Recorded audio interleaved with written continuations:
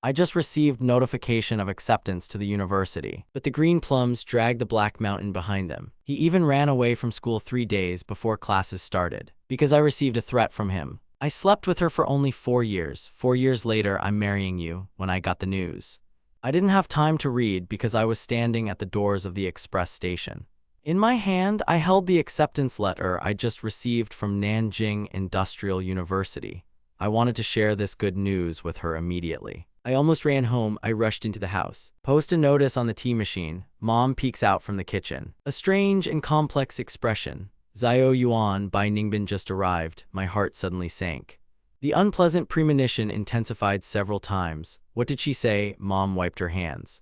Come and put your arm around my shoulder. She said she changed her mind. What? There's emptiness in my head. There's a noise in my ears. Where did she go? To that quiet school. Silence. This name is like a knife stabbed into my chest. High school and middle school. Suddenly, the sound of a life-changing broadcast appeared in Bai Ningbing. The so-called poor school beauty, relying on her face, and a depressive temperament. I don't know how many guys are missing. I'm trembling, trying to get my phone. Bai Ningbin sent a message 10 minutes ago. It's still hanging on the screen. I slept with her for only 4 years. 4 years from now, I'll marry you. I'm looking at that line. I felt my blood run cold. What was wrong with me? I was stunned. I had my tablet with me. My phone was shaking. It was a screenshot from Bai Ningbing's WeChat moments. I was silent. I met a guy who knows how to love. This was my luck. The photo showed Bai Ningbing's face from the side. Sunlight filtered through the leaves beneath their heads. It was beautiful. I smiled. It came from deep in my throat. There was a bloody smile on my face. 18 years of childhood. 6 years of love, 2 years of official relationship. It's nothing compared to the courtship of a 3-month-old new student. Yuan. Mom looked at me with concern. Ningbing said it was her decision to think it over carefully. It felt so familiar that I looked up. I knew it. I was in bed with others. I was in bed with others. I was in bed with others. I was in bed with others. I was in bed with others. Mom, is this okay? Mom, is this okay? Mom, is this okay? Mom, is this okay? Mom, is this okay? Mom, is this okay? Mom, is this okay? Mom, is this okay? Mom, is this okay? Mom, is this okay? Mom, is this okay? Mom, is this okay? Mom, is this okay? Mom, is this okay? Mom, is this okay? Mom, is this okay? His eyes and fingers merged into one. My parents said it was normal for young people to have a few more relationships before marriage. The main thing is that you eventually marry me. I'll help her finish this ridiculous word. You all think this is normal. Dad left the office. I know that face. Meeting the white soldier's family is a compromise of sorts. Zio Yuan, both families have already agreed on what they agreed on. I'm wearing a green hat. I should be grateful. My voice is shaking. Are you crazy? I grabbed the announcement and rushed into the room. I fell on the door. I sat on the floor, leaning against the door. I opened the album on my phone, a photo of Huadao and Bai Ningbin. In the photo, he was wearing a school uniform. He had a ponytail on his head and he was smiling brightly like the June sun. It was the second day of sports in high school. He ran the 800 meters and crashed into my arms. I turned to face him. At our elementary school graduation, we wore funny school uniforms. When he was in middle school, he'd lean against my shoulder and eat ice cream.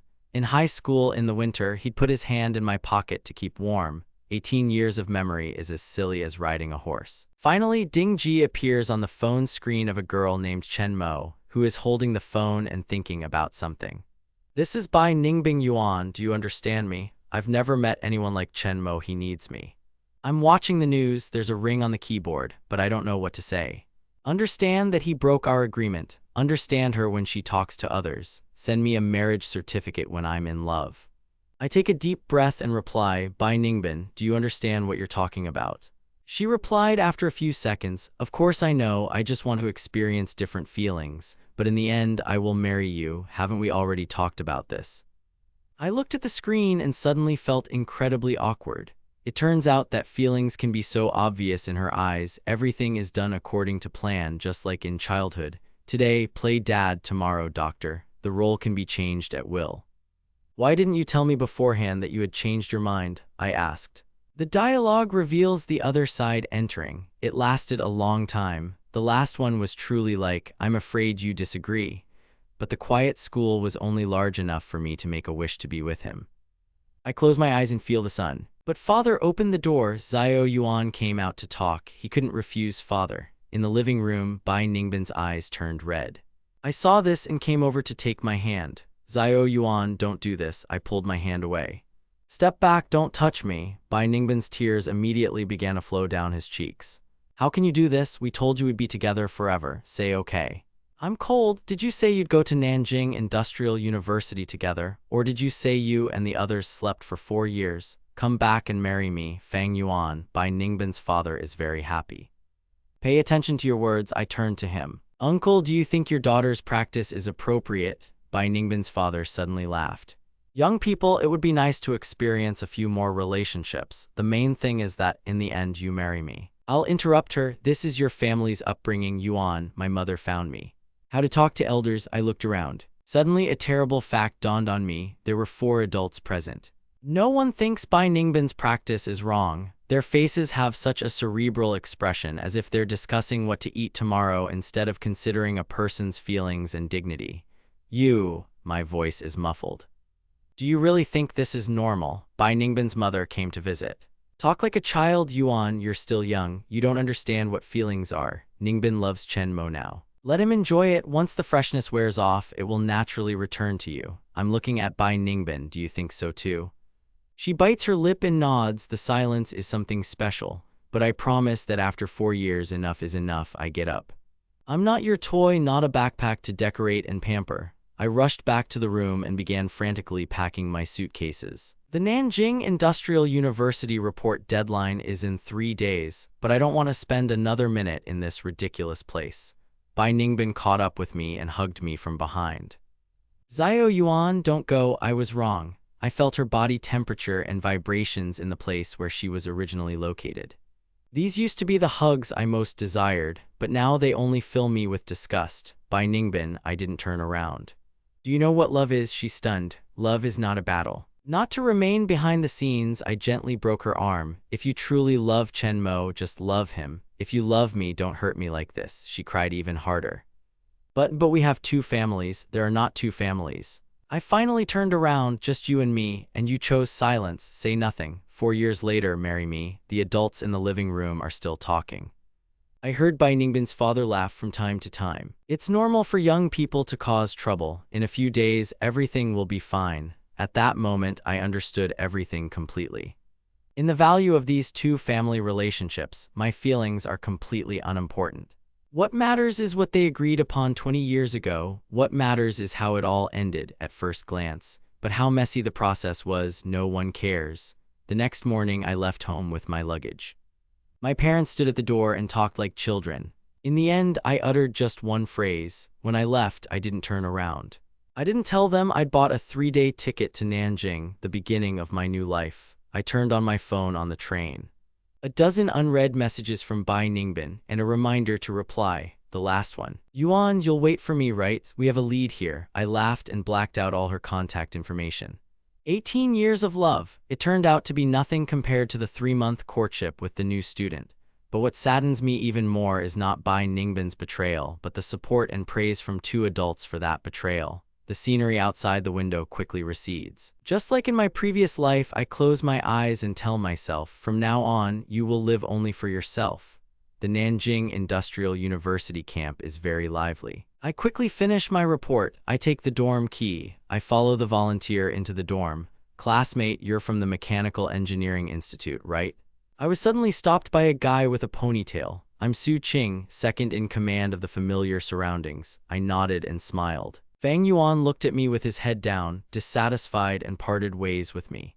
I was stunned. I didn't expect a stranger to understand my condition at first glance. Almost, I replied nonchalantly. Su Qing smiled. His gaze was fixed like the moon. Everything is fine. University is a new beginning, my brother said. The ratio of men to women at the Mechanical Engineering Institute is 7-1. You'll find your new love soon. He pointed to a guy nearby.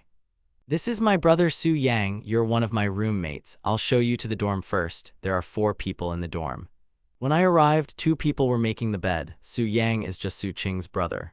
This is a man from the north of the country. Another one named Li Wenbo wears thick glasses. Speak quietly and peacefully. Su Yang patted me on the shoulder. I heard that Green Plum dumped you. I didn't look at Su Qing. He spat out his tongue. I simply said it was fine. I put my luggage down and stayed there. That night, after the dorm had plunged into darkness, I lay on my bed and looked at my phone. Bai Ningbin's number had changed again. Message sent, Zio Yuan, I checked your dorm room number. I didn't go home for the weekend. But I'm so worried. Why does she think I'll see her? Why does she think she can slip into my life so easily? The weekend is approaching. I went to the library early in the morning, wanting to avoid any possible coincidences.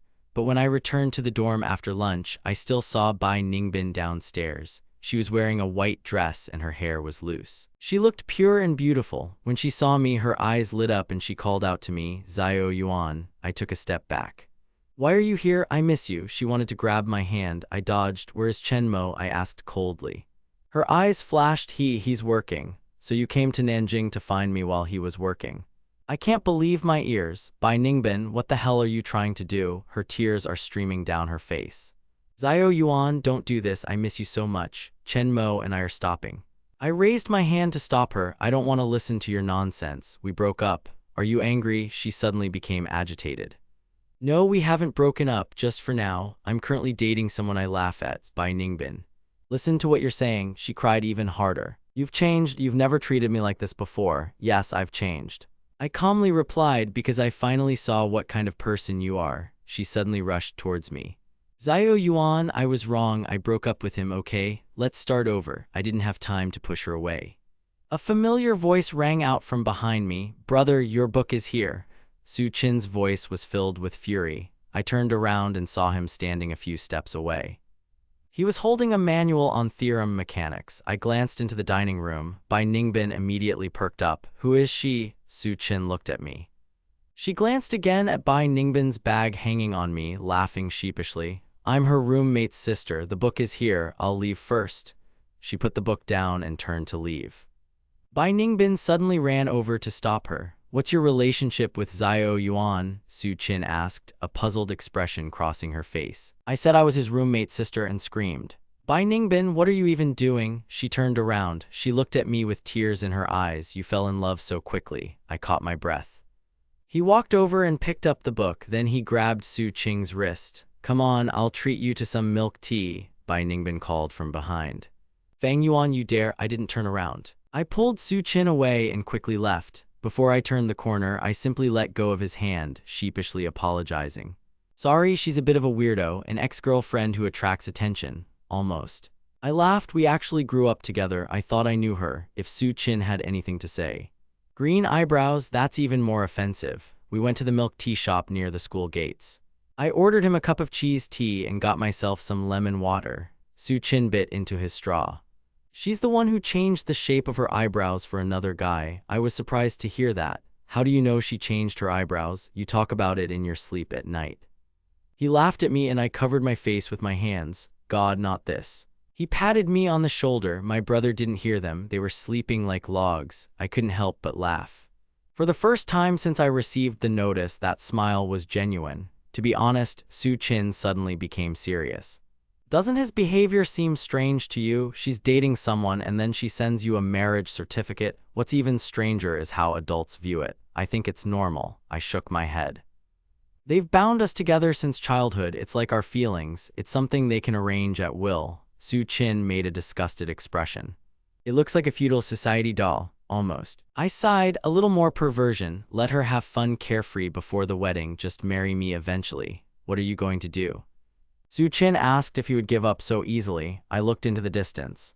People come and go from campus. Everyone has expectations for their new life. The sky over Nanjing is bluer than in my hometown. There's no oppressive feeling in the air. I won't be going back.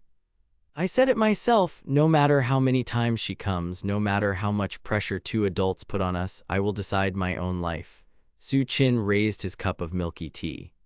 For freedom, I touched his cup with mine, for freedom after that day. Bai Ningbin came to Nanjing again, but I always asked my roommate to tell him I was away. Gradually, her harassment decreased and she only sent occasional messages. The messages turned to complaints, replacing the initial grief. She said I was reckless and had failed 2 families. I didn't recover, I simply blocked all channels. Meanwhile, my student life gradually improved. The courses in the mechanical engineering department turned out to be more challenging than I'd imagined, but also more interesting. The three of us often stayed up late studying, and Su Qin, that cheerful girl? In Nanjing, he became my best friend. At the end of October on a weekend, Su Qin took me climbing the mountains. The autumn colors of Purple Gold Mountain are so beautiful. We walked along the path talking about our past and future. He asked, "So what do you want to do in the future?" "I don't know." I looked at him. "Maybe an engineer. And you?" "I want to open a bookstore." He had bright eyes, loved coffee, cats, and books he couldn't finish. I smiled and said, "It suits you. Climb to the top of the mountain, and the entire city of Nanjing will appear before your eyes." Suddenly, Su Qin pointed into the distance. "Look, this is our school." I followed his finger. I recognized one of the buildings as the Nanjing University Library. From this angle, it seemed so small, yet so distinct. Square. Su Qin asked, "Do you think that sometimes fate, when it throws you into difficulties, actually leads to something better?" I turned to look at him. The sun, breaking through the foliage, illuminated his face. At that moment he was so beautiful, perhaps. I answered, and my heart suddenly started beating faster. As we walked down the mountain, we held hands. No one showed any initiative, but no one let go of the other's hand either. Returning to school, I unexpectedly saw a stranger downstairs near the dormitory. Bai Ningbin's mother was standing at the door and immediately saw me approaching. "Xiao Yuan, I've been waiting for you here for a long time. Auntie, how can you support Ningbin like this?" She sighed and came closer. She cried every day. I was shocked and took a deep breath. "Auntie, it was Bai Ningbin who broke our promise. Isn't that betrayal?" She looked at me with incredible surprise. "Young people are just searching for themselves. What's wrong with that? After all, she still wants to marry you. That record again, I'm already tired." "Auntie, your views on relationships." Xiao Yuan tried to soften his tone. "A 20-year friendship between two families can't be so easily destroyed. Ningbin is simply confused. I was confused too when I was her age." I laughed. "Auntie, do you really think this will benefit Bai Ningbin?" Her face changed. "How did you know about living together?" I'm probably speechless. She likes Chen Mo so much. I was chasing her to change her will. It's strange not living together. When Bai Ningbin's mother suddenly grabbed my hand. "Xiao Yuan, listen, Auntie, Ningbin and Chen Mo are just friends. In her heart there's only you." I'm retreating. "Auntie, please tell Bai Ningbin that I'm done with her. I hope she and Chen Mo are happy." After I said I was leaving, she called after me. "Fang Yuan, your parents have already dined with two families at the end of the year. Your father is a good man. I can't go back to the dorm." My heart is pounding. It turns out I didn't know that. These two adults are still planning to make up as if they're in the same boat. They couldn't care less about my feelings. I don't care about Bai Ningbin's betrayal. I only care about that ridiculous promise I made to myself the night I called home. Mom replied with feigned joy in her voice. "Xiao Yuan, have you eaten?" "Mom," I immediately interrupted her. "Bai Ningbin's mother came to school today to look for me." The phone was silent for a few seconds. "She was just worried about you." "What's there to worry about?" Afraid I won't be able to stand it, I involuntarily raised my voice. "Mom, what are you thinking about? Bai Ningbin is living with someone else now. Are you still thinking about having a meal together at the end of the year?" "Xiao Yuan," Mom sighs. "You're still young, you don't understand. Feelings can be nurtured. The relationship between two families is most important, so my dignity is irrelevant." "My feelings are unimportant." My voice begins to tremble. "Mom, I am your son. I am still a tool for you to fulfill the agreement. How can you say that?" Mom's angry too. "We're not here for ourselves. Bai Ningbin is a good girl. Know your limits. Good enough to be with someone else. Send me a marriage certificate while I'm in bed. I'm heartless." "Mom, your values are twisted and frighten me." I hang up. I turn off the phone and throw myself into bed. Su Qin and Li Wenbo didn't ask much. They just quietly gave me a can of beer. I had a dream that night. I dreamed I was locked in a transparent box. Ningbin and two adults were outside. They were laughing, discussing Ningbin's and my future. I tried my best to hit the box, but I couldn't make a sound. When I woke up, there was a scrap of paper on my pillow. I know it's time to completely cut ties with the past. On the train home on a cold holiday, I watch a bird flying outside the window. My stomach is full. News from Su Qin flashed on my phone screen. "Are you home? Don't argue with them. It's not worth it. I'm back home." I turned off my phone. I haven't seen my parents for 3 months. I know what awaits me. A battle of endurance for Bai Ningbin's forgiveness. As the battle began, my father's voice grew slightly louder. "How many hardships I've endured without the Bai family. Where are you today?" I'm shocked to see him. So am I your instrument of retribution, not of retribution? Dad took a deep breath. Responsibility. Both families had already agreed. You can't say you regret it. I pushed the door. I returned alone. I don't feel the cold when the wind blows. My father's words are like a knife piercing my heart. It turns out in their eyes. My feelings, my life, they're not as important as a ridiculous promise. Mom set the table at home with my favorite dishes. But I won't mention tomorrow until dinner. He carefully asked Xiao Yuan, will I not see Bai Ningbin tomorrow? I put down my chopsticks if I have to invite them. I went to my classmate's house and my mother's eyes were red.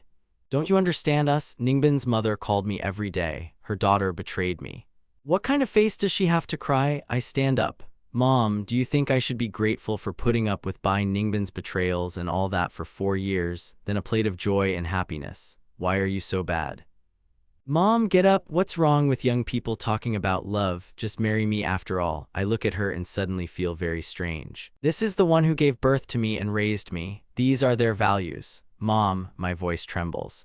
If I sleep with other people for 4 years and then come back and marry Bai Ningbing, do you think there's no problem? Mom's shocked. Her lips were trembling and she couldn't speak. I turned and went back into the room. I locked the door. The phone vibrated. It was a video invitation from Su Qin. I took a deep breath. The connection was established. On the screen, he was wearing a fur coat. In the background is a dormitory. How about that? A world war has begun, I laughed. The Bai Ningbin family is arriving tomorrow. I'll run to the internet bar. No need. He frowned cold. Come to my house. What? I told my parents about you. They invited you to dinner. Su Qin blinked. Anyway, my house is in the forest. My nose suddenly started to hurt after the half-hour ride on the high-speed train.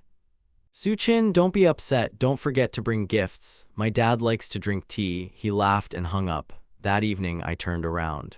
At 2 in the morning, my phone suddenly lit up. Strange number, Yuan, see you tomorrow. I miss you so much. I deleted the message. But I can't sleep anymore. Snow falls silently outside the window. The next morning, I left a note at home and ran out to the express train. I sent a message to Su Qin. There's less snow in the forest than in my hometown, at the station entrance. Su Qin was wearing a red down jacket and uniform. He stood out in the crowd. He saw me and jumped up. He took me to his home on the bus. Along the way, I told him about the scenery. My excitement gradually subsided. Even he laughed a few times. Su Qin's house is in the old district. A warm and clean room. His father was a high school teacher. His mother was a nurse. The two of them made me feel warm. Yuan, Qin said you were a mechanical engineering student. Father Su made me a cup of tea. Not bad, we have a future. Thank you, uncle. At lunchtime, Su Qin's mother kept adding more food to my plate. Eat more, you're so skinny. The warm, family atmosphere made my nose tingle. The dinner table in our house was always tense, with everyone hatching devious plans. After lunch, Su Qin took me to his small room. The bookshelf is full of novels. There's a sticker with a star on the wall. On the headboard is a photo of me and my brother. How is that better than the battlefield in your hometown? My feet were on the bed. I nodded and suddenly noticed a notebook on the table. Are you writing a novel? Su Qin quickly jumps up and puts the book on the table. Don't look at it. Okay, I'm not looking. I laughed and gave in. What topic? He blushed. Children's literature or something like that. We discussed this lesson all day. About plans for the future, about everything that has nothing to do with pain but makes people happy. No white ice, no 4-year contract, no twisted family pressure. Su Qin sent me back to the station that evening. It started snowing again. Suddenly, it stepped on my feet, snowflakes on my shoulder. Fang Yuan, don't let them ruin you. I stood up. His eyes shone incredibly brightly in the snow, like a beacon in the darkness. I was so nervous. Thank you, on the express train back to the city.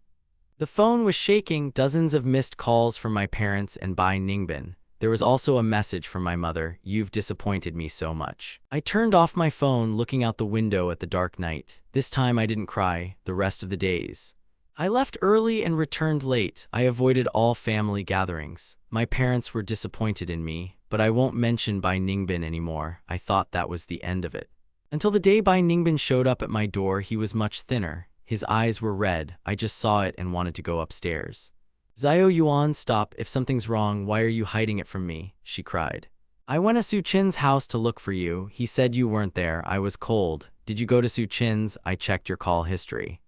She asked with a firm will, who is this Su Qin? What is your relationship with each other? I can't believe my ears. Did you check my phone? When she bit her lips, when I went to Nanjing last time, Zio Yuan, do you like him?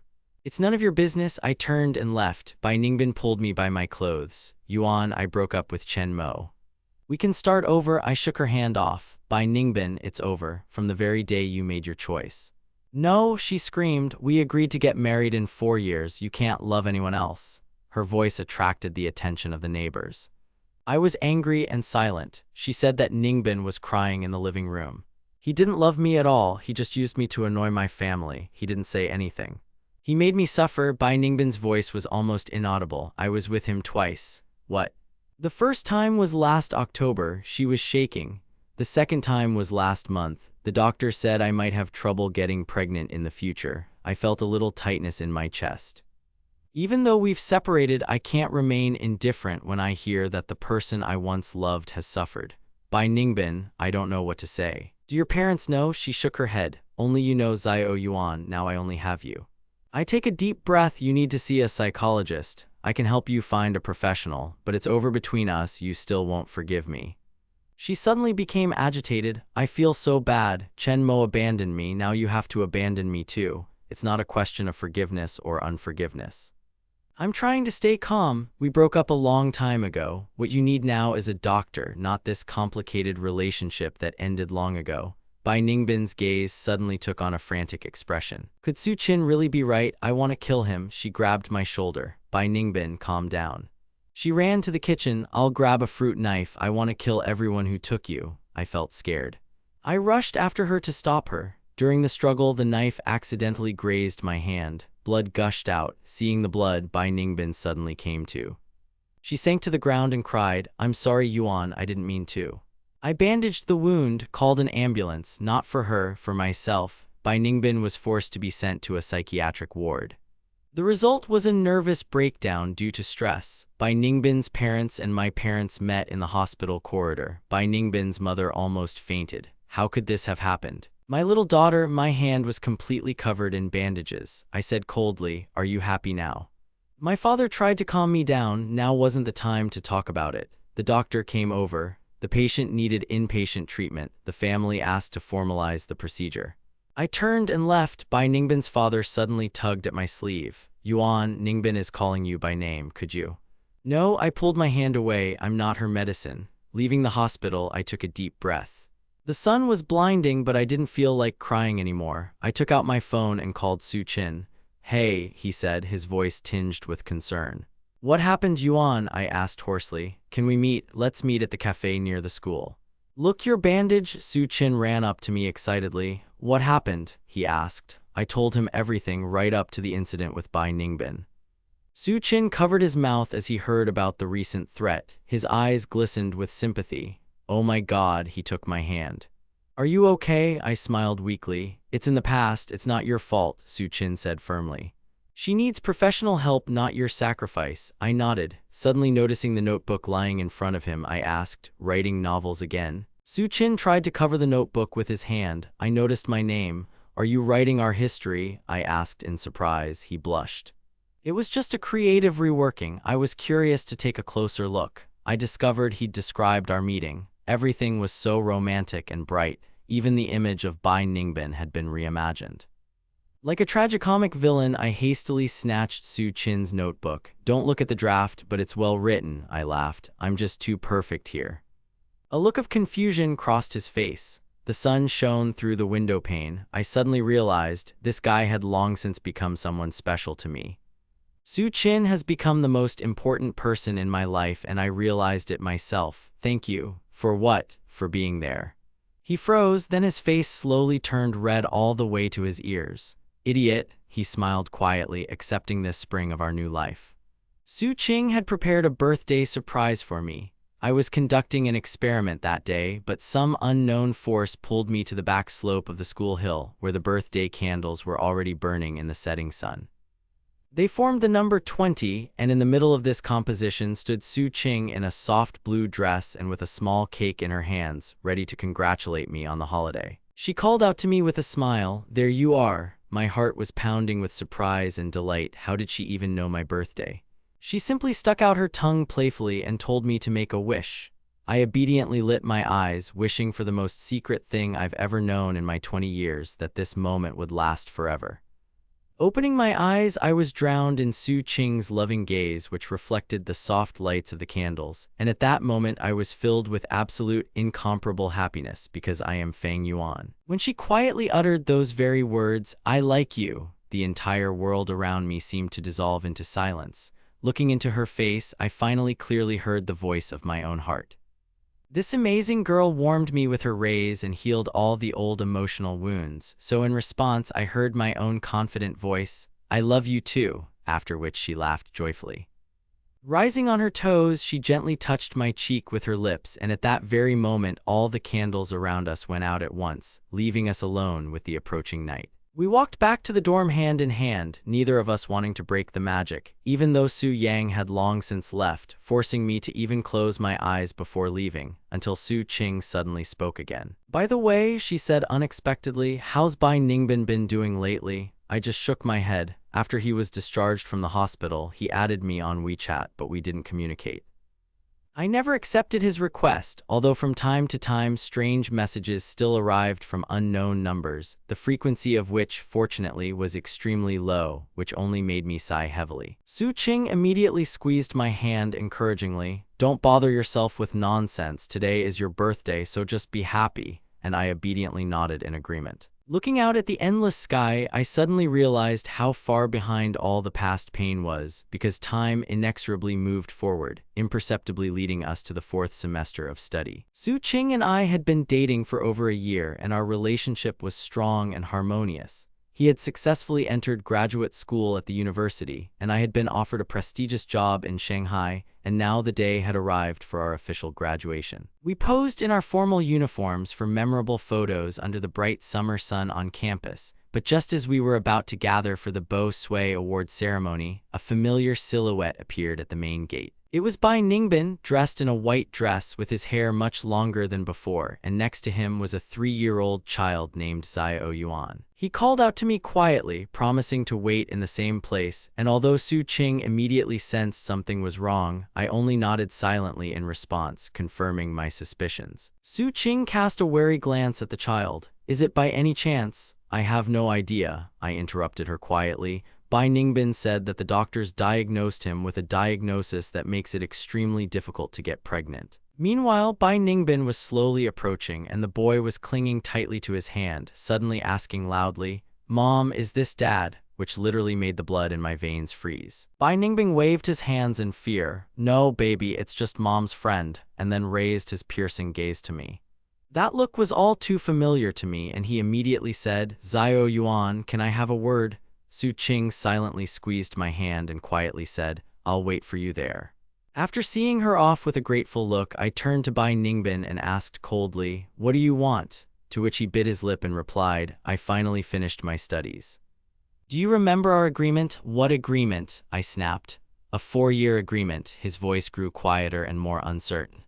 "But you promised to wait for me." I was almost speechless from these words and looked coldly at him and the child. "Bai Ningbin, we broke up a long time ago, and besides, you have your own life now." He suddenly flared up. "No, this child is Chen Mo's, but he abandoned us. Xiao Yuan, now I only have you left." The baby cried in fright from his father's scream, and Bai Ningbin quickly began to pat him on the back, not taking his wild gaze off me. "But you promised to marry me, you gave your word." "I never said that," I replied, stepping back. "Bai Ningbin, you need help yourself, and this child needs a healthy mother," I tried to reason with him. "You've changed," he yelled back. "Is this all because of that Su Qing? I want to destroy her just like Chen Mo." His words made me break out in a cold sweat. "What did you just say?" I hissed.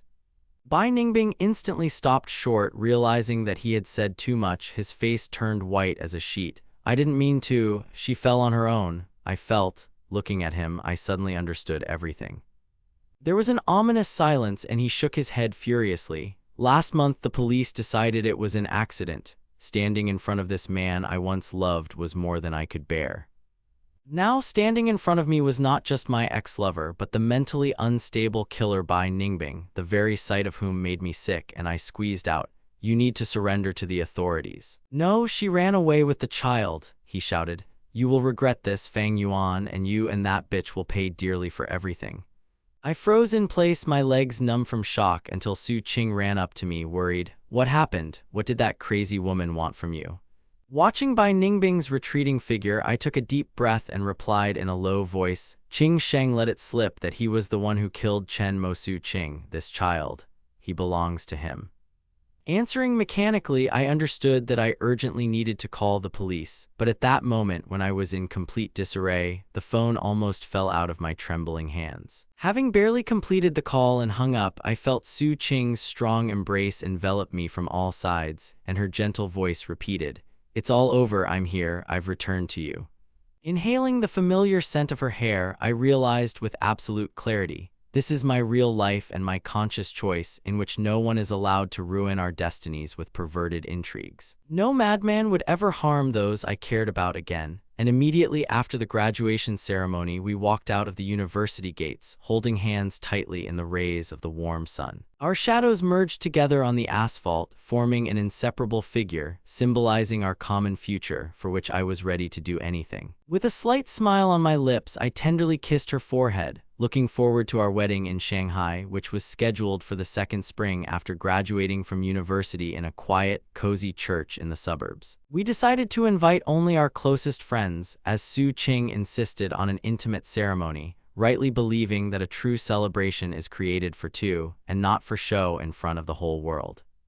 Exactly a week before the celebration, I was sending out invitations in our apartment when suddenly there was a sharp ring at the door. Looking through the peephole, I froze in horror. Bai Ningbin, whom I hadn't seen for 3 long years, stood on the threshold, holding a frightened boy with big eyes in his arms. I was almost knocked off my feet by the heavy memories, and for the first second I didn't even know whether it was worth turning the key in the lock at all. "Xiao Yuan, I know you're home." His piercing voice reached me from behind the door. "I saw your wedding invitation. Why are you hiding?" Taking a deep breath, I resolutely opened the door, and the little boy in his arms looked at me with huge eyes, as if silently reminding me of the past. Ningbing tried to force a smile, but it came out creepy and unnatural. "Will you let me in?" I stepped aside, letting him in, and at the same time I secretly sent Su Qing an anxious message.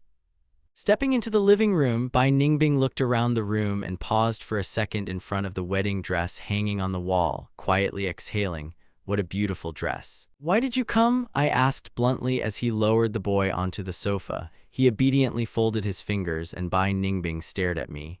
"I came to fulfill our 4-year contract." Looking me in the eye with a challenge, he blurted out, "But you promised to wait for me." My ears popped with indignation, and I loudly shouted back, "Bai Ningbing, it's over between us once and for all." Su Qin had a surprise for my birthday. I was conducting an experiment that day, but I was mysteriously drawn to the back slope of the hill near the school. When the sun set, I saw candles on the slope. They formed a figure in the shape of the number 20. Su Qin stood in the middle, holding a small cake in his hand, wearing a light blue shirt. "Happy birthday." He smiled and shouted, "I'm here." My heart was pounding. "How did you know it was my birthday today? You're right." He stuck out his tongue, "Make a wish." I closed my eyes and made the most sincere wish I've had in the last 20 years. I hope this moment lasts forever. "Open your eyes." Su Qin is looking at me. The candlelight in his eyes is beautiful and incredible. Fang Yuan. He personally said, "I like you." The world seemed to go silent. I looked at him and suddenly understood my own heart. This guy in the sun had already healed all my wounds. "I love you too," I heard myself say. He laughed. Standing on tiptoe, he tenderly kissed me on the cheek. At that moment, all the candles went out, on the way back to the dorm. We held hands and neither of us wanted to let go. Su Yang had long since left. I even closed my eyes before leaving. "By the way," Su Qin suddenly said, "how's Bai Ningbin been doing lately?" I shake my head. "I don't know. After she was discharged from the hospital, she added me on WeChat. But I didn't accept the request." "Will he bother you?" "Every now and then I get messages from a strange number." I sigh, "but the frequency is too low." Su Qin took my hand. "Don't think about it. Today is your birthday. Be happy." I nodded. Looking at the night sky, I suddenly felt the pain of the past seem very distant. Time flies, and now it's time for the 4th semester. I've been dating Su Qin for over a year now, and our feelings are stable and strong. He's been accepted to graduate school, and I've received a job offer abroad in Shanghai. The day of the graduation ceremony has arrived. The sun is shining brightly. I'm wearing a formal suit. Su Chin and I are taking a photo on campus, and just as we're about to head off to the formal part, a familiar figure appears at the entrance. Bai Ningbin, she's wearing a white dress. Her hair is much longer than I remember. A little boy, about 3 years old, named Xiao Yuan, is hanging around her. She called out to me quietly, "I'll be back where I was." Su Chin sensed something was wrong. "Is it her?" I nodded. Su Chin looked at the child, then "I don't know," I said quietly.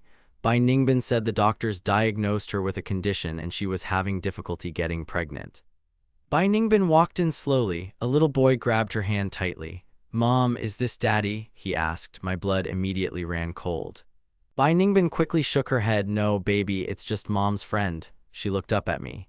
The look was still familiar. "Xiao Yuan, can I talk to you alone?" Su Qing gently squeezed my hand. "I'll wait for you there." I looked at him with gratitude, then turned to Bai Ningbin. "What happened?" She bit her lip. "I graduated." "Do you remember our agreement?" "What agreement?" I asked coldly. "A 4-year agreement." Her voice grew quieter and quieter. "You said you'd wait for me." I couldn't believe my ears. "Bai Ningbin, we parted ways a long time ago." I looked at the child next to her. "You've obviously started a new life." She suddenly perked up. "No, this is Chen Mo's child. He abandoned us, Xiao Yuan. Now I only have you left." The boy was frightened by her raised voice and began to cry. Bai Ningbin patted the child on the back, but her gaze was fixed on me. "You said you'd marry me. You said it." "I never said that," I said, taking a step back. "Bai Ningbin, you need help. This child needs a healthy mother." "You've changed," she screamed. "Is this all because of this Su Chin? I want to kill him just like Chen Mo." I felt cold. "What did you say?" Bai Ningbin suddenly realized she'd said too much and was speechless. Her face turned pale. "I didn't mean to." She hit me, I felt. I looked at her and suddenly realized. Dead silence. She shook her head. "Last month the police said it was an accident." I didn't know what to say to the girl I once loved. Now I was faced with a murderer and a mentally unstable mother. I had trouble getting out the words, "You need to turn yourself in to the authorities." "No," she jerked back along with the child. "You'll regret this, Fang Yuan. You and that bitch will both regret this." I stood there, my legs feeling as heavy as lead. Su Chin ran up to me. "What happened? What did she tell you?" I watched Bai Ningbin run away. "She mentioned Chen Mo's death." Su Qing took a deep breath. This child, is it really his?" I responded mechanically, knowing I needed to call the police immediately. It was all happening like a nightmare. I could barely hold the phone in my trembling hands. When I finally hung up, Su Chin hugged me tightly. "It's okay, I'm here." Inhaling the familiar scent of his hair, I suddenly realized with absolute clarity, this is my life and my own choice. No one will force me to return to this nightmare. No one will ever harm those I hold dear again. After the graduation ceremony, I walked out the school gates, holding Su Chin's hand tightly, the bright sun illuminating our path. Memories flashed before my eyes, merging into a single whole. I smiled at my reflection and nodded to my own thoughts. I kissed him tenderly on the forehead. Su Chin and I got married in the second spring after graduating from university in a small, cozy church on the outskirts of Shanghai, where we invited only our closest friends. Su Chin insisted on a simple and warm ceremony, repeating that the wedding was for just the two of us, not for show in front of the whole world. A week before the ceremony, I sat in the apartment and compiled the guest list. Suddenly, the doorbell rang. Peering through the peephole, I saw a face from the past. It was Bai Ningbin, whom I hadn't seen for 3 years. She looked exhausted, and in her arms, she was holding the same grown-up boy. I froze, unsure whether to open the door. "Xiao Yuan, I know you're home." Her voice came from behind the door. "I saw your wedding invitation." I took a deep breath and opened the door. The little boy looked at me with his big eyes, as if silently reminding me of the past. Ningbin forced a smile. "Can you invite me in?" I reluctantly led her into the hallway and immediately sent a discreet message to Su Qing. "Bai Ningbin is here." Entering the living room, she looked around, her gaze lingering for a few seconds on the wedding dress hanging on the wall. What a beautiful dress. "Why did you come?" I asked bluntly. She lowered the child to the floor and the boy obediently sat down on the sofa. "You know perfectly well, I'm here to fulfill our 4-year agreement." Bai Ningbin pointed directly at me. "But you promised to wait for me." I couldn't believe my ears. "Bai Ningbin, it's over between us. You said you'd marry me in 4 years. Chen Nian struggled to escape his embrace, crying bitterly. "Mom, it hurts." Su Chin suddenly approached us. Bai Ningbin, the child was scared. Let him go, okay? Get out of here. Bai Ningbin's clothes were stained with mud.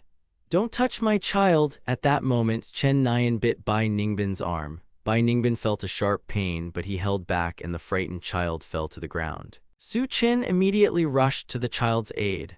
At the same moment, several guards subdued the struggling Bai Ningbin. In the general confusion, a small knife fell from Bai Ningbin's hand, leaving a bloody mark on the white seat. They threw him to the floor, but he continued to desperately scream, "Fang Yuan, you promised me." The police arrived very quickly. The terrified Bai Ningbin and little Chen Nian were sent to the hospital for examination, and the wedding ceremony had to be urgently interrupted. The drops of blood on the church floor, the terrified guests, and Su Qin's stained wedding dress created a surreal scene, but he continued to hold Chen Nian tightly until medical help arrived.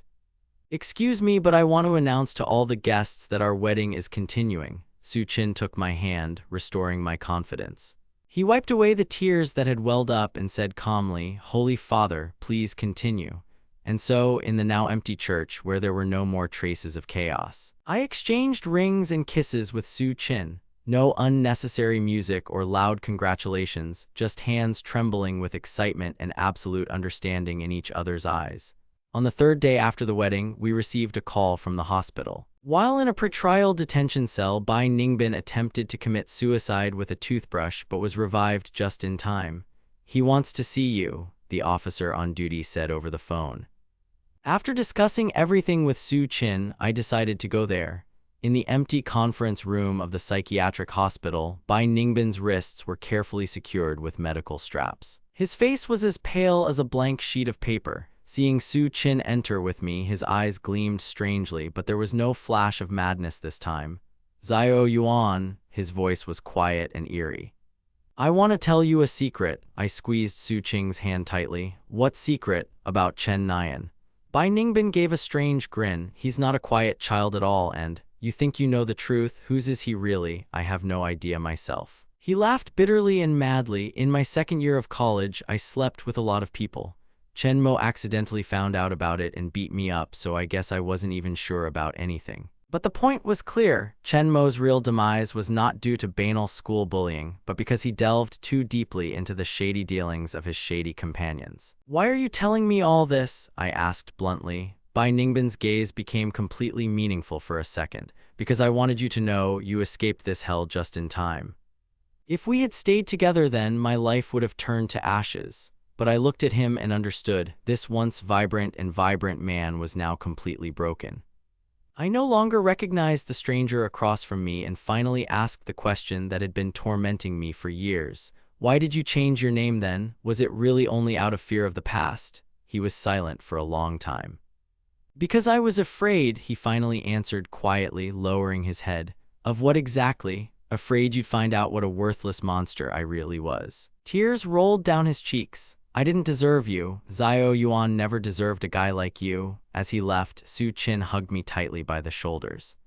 "We'll take little Chen Nian under our wing," we said before leaving. Bai Ningbin froze for a moment, then nodded heavily and gratefully. "Thank you." 5 years later, Su Qin and I are living in a comfortable home in Shanghai.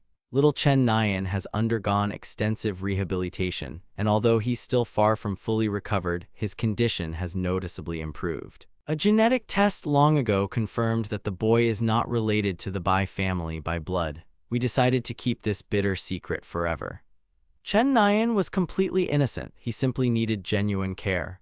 As for Bai Ningbin, he was officially declared insane and placed under long-term observation in a closed clinic, and his parents divorced immediately after the scandal. Rumor has it that they are still dividing property and arguing over who will have to support each other, while my own parents prefer to pretend that they no longer have a son. Su Qin and I fulfilled a common dream. We opened a small, quiet bookstore not far from our home, where it smells of fresh coffee, 2 lazy cats live, and the best novels are collected. On this leisurely weekend day, Su Qin was busy working on the coffee machine behind the counter, while I settled into the cozy children's corner, checking out new books and cataloging them. The doorbell rang cheerfully, announcing the arrival of a guest. It was Su Yang, now a professor at a prestigious university in Beijing and always dropping in to see us whenever he has the chance to visit Shanghai. "Are the new arrivals on the shelves yet?" he asked with a smile, as Su Chin placed a cup of aromatic Americano in front of him. "We just unpacked the new book about the return of prodigal wanderers to their native forests." Watching Chen Nyan absorbedly examine the vibrant illustrations and glancing at our store's gleaming sign, I couldn't help but recall that distant day when I turned 20.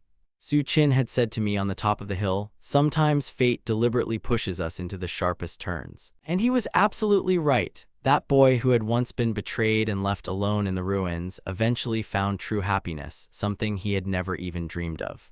My name is Chen Mo. Mo means silent. It was a nickname given to me by my father, a chronic alcoholic who always disappeared into a haze of cheap booze. He liked to repeat that I was born without tears, as if I were mute. My youth was filled with screams that no one around me wanted to notice, because we lived in the godforsaken wilderness of the north, where my father worked in construction and my mother barely made ends meet. My mother meekly endured the beatings after every one of his drinking bouts, and when I got it too, she'd just lower her eyes guiltily. But the next day, she'd always slip a boiled egg into my backpack and say, "Momo, study hard." Study well, I really did study with all my might, but not at all out of obedience, but because I clearly understood. Books are the only ticket to freedom from this dirty dead end. I hated my father with a fierce hatred because he seemed to have grown into my life, turning it into a cramped prison cell. But over time, I also learned to hate those spoiled people who had everything I could only dream of, even those who were born spoiled. In high school, my scholarship barely covered my food, but I was quite good-looking. My innate elegance and outward calm became my best mask, concealing absolute emotional numbness. I quickly figured out how to exploit this. Li Wen, whose father owned a huge supermarket, became my first target. I skillfully feigned friendship and affection, receiving free snacks and necessary items in return, and soon moved on to others, including Zhang Ting, whose mother worked as a nurse at the district hospital. Through her, I easily obtained scarce imported medications and resold them at exorbitant prices. I had no conscience. The world had never been kind to me, so why should I stand on ceremony with it? That same year, my drunken father fell from a scaffolding and died instantly. The construction company paid my mother 80,000 yuan in compensation, and she thanked fate through tears for the money. Finally, I had the funds for a decent college education. Looking at her submissive tears, I suddenly realized the depth of her despair. She had become so accustomed to humiliation that she considered it a blessing. That same night, I quietly took 60,000 of this sum. After leaving a short note, I took the first train to the big city, knowing that my mother would understand everything. She knew too well the cruelty of this world. Arriving in the provincial capital, I used forged documents and stolen money to get into an elite university preparatory class, surrounding myself with the golden youth. While they were carefully discussing the latest phone models and weekend plans, I was plotting my survival strategy.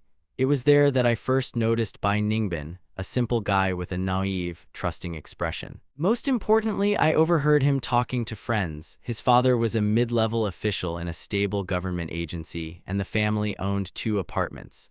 A perfect and vulnerable prey. I began to skillfully arrange chance encounters in the library, the cafeteria, and on the way to class, pretending that I barely noticed him due to my shyness. I knew the power of silent neglect and mysterious loneliness. And indeed, just 2 weeks later, he himself made the first move, deciding to speak to me first. "You're new, right? My name is Bai Ningbin." I slowly raised my head and gave him a soft, welcoming smile. "My name is Chen Mo." My face flushed because it all seemed so simple. We started dating, although in reality it was just his one-sided efforts. I deliberately maintained a reserved, unapproachable demeanor, which only fueled his obsession. He began buying me designer clothes and taking me to expensive restaurants. He even secretly gave me money, repeating, "Momo, you are so modest, let me help you with at least something." Outwardly, I feigned touching gratitude, though inwardly I was merely mocking him. To me, it looked exactly like rich city dwellers traveling to poor mountainous areas for cheap self-indulgence and ostentatious charity. But I never expected Bai Ningbin to be so much more complex than I imagined. That night, near the school's back exit after the student council meeting, he suddenly asked me, "Momo, you will always love me, right?" Of course, I answered mechanically, feverishly thinking about how to get rid of him as quickly as possible the next day.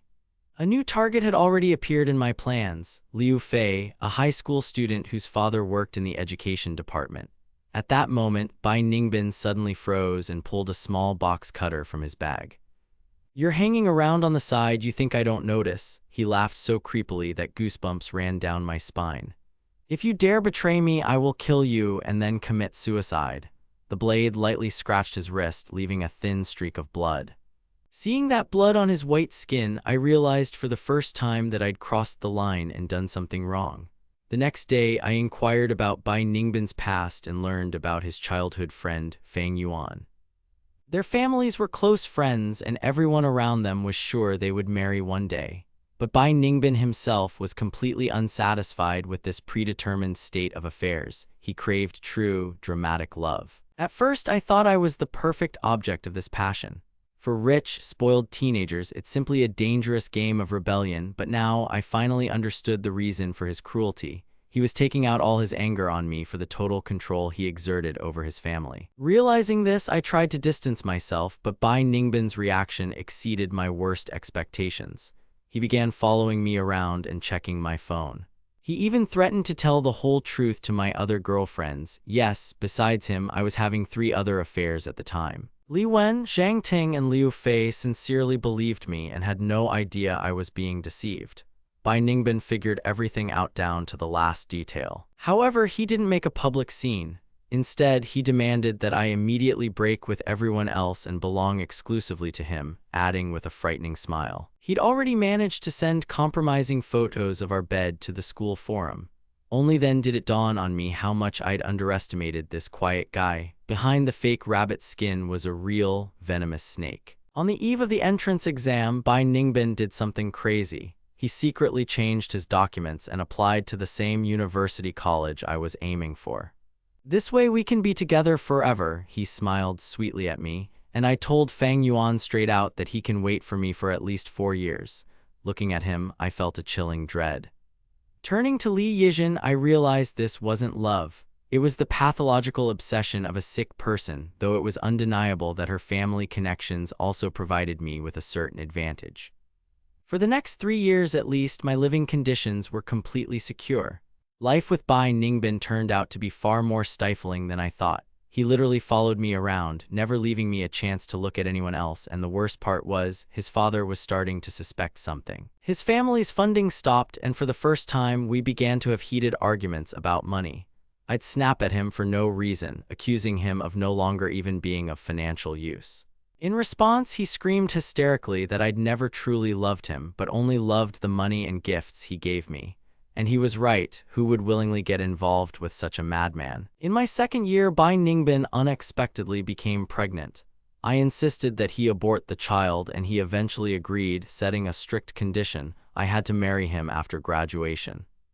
I promised without hesitation, planning to simply escape at the first opportunity. But reality proved more complex. After the medical intervention, Bai Ningbin's mental state completely collapsed. He began regularly self-harming and sent me bloody photos with the words, "Look, this is the blood I shed for you."